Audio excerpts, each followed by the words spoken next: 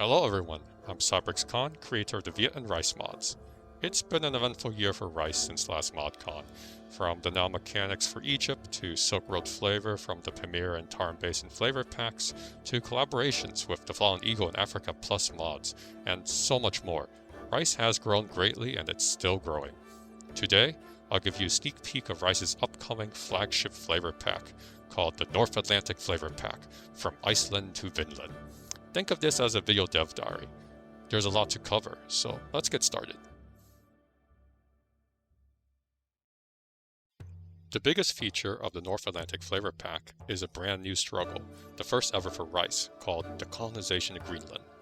Though Greenland and the Americas are off-map, this struggle covers Norway, Iceland, and the northern British Isles.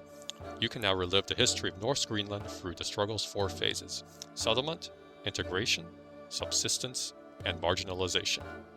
After the Norse discovered and colonized Greenland around the year 980, Greenland grew to become the main exporter of walrus ivory used in Europe by the 1100s, but the colony declined for uncertain reasons in the 1300s. Pop history likes to assume that the Norse couldn't adapt to the climate change in Greenland, but there is evidence they did adapt. The real reasons for the colony's decline are therefore still debated among historians, and are probably complex and multifaceted. If you play your cards right, however, you can end the Greenland struggle on a good note, with the regional integration decision, where Greenland remains permanently linked to Europe and the Americas. The complexities of Norse Greenland's history will be abstracted through 4 global values, which affect the costs and chances of success of various mechanics related to Greenland. 2 of the values, resilience and networks, should be kept high. The other 2, socioeconomic and environmental pressures, should be kept low. These values change thanks to decisions, events, and other factors based on the current struggle phase. Seems simple to manage, but it's harder than it sounds. You see, the struggle for Greenland is ultimately not about people struggling against each other for glory or power. It is about everyone struggling together to do their part to help Greenland avoid its historical fate.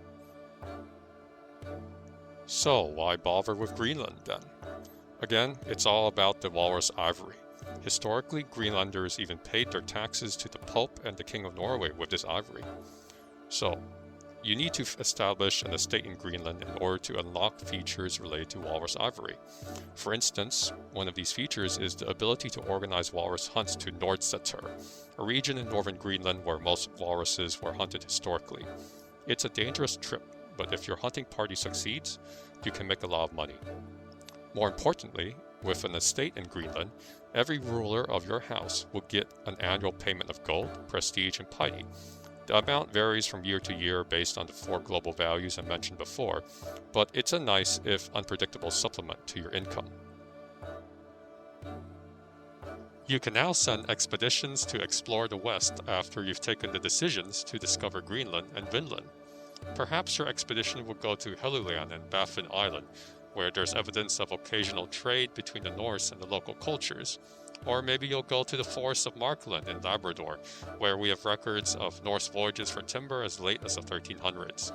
Or, if you dare, perhaps you'll even try to reach the legendary Vinland. I know a lot of folks are probably interested in Vinland, so I'll be blunt. Vinland will be a waste of time and money. Contrary to a lot of pop history, the Norse never really cared for it, as it was too distant and had few useful resources compared to Greenland. Is settling Vinland doable? Maybe, if you're lucky and have a lot of money to spend. Is it going to be very difficult, drain Greenland's resources, and provide you few benefits even if you manage to succeed? Definitely. And that's just the reality. But don't lose hope if you're obsessed with Vinland. If you resolve the Greenland struggle with a good ending, it'll be easier to colonize Vinland, so you might just want to focus on Greenland first before you focus on Vinland. Greenland and Vinland would be incomplete without new cultures and faiths for the native peoples of the Americas. From the Inuit to the Beothuk and Micmac and more, there's a lot of diversity here with new languages, traditions, and so on. You might sometimes encounter them during events or expeditions, and on rare occasions, you might even ask some to come back with you, willingly or through force. Of course, nothing's stopping you from converting to these cultures and maybe even pulling off your own sunset invasion, with the native sovereignty ending for the Greenland struggle. That concludes our overview of the North Atlantic Flavor Pack. There's a lot I haven't covered today that will be covered in future dev diaries and previews, so stay tuned. Ultimately, it's been rewarding researching this history and going beyond the inaccurate stereotypes of bloodthirsty, macho Viking warriors that pop culture unfortunately loves too much. When this update comes out in a couple of weeks, I hope you'll have fun exploring this frontier of the Old World and New World, and I look forward to seeing how you will rewrite the history of this dynamic region. Thank you for your time, and I hope you have a great day.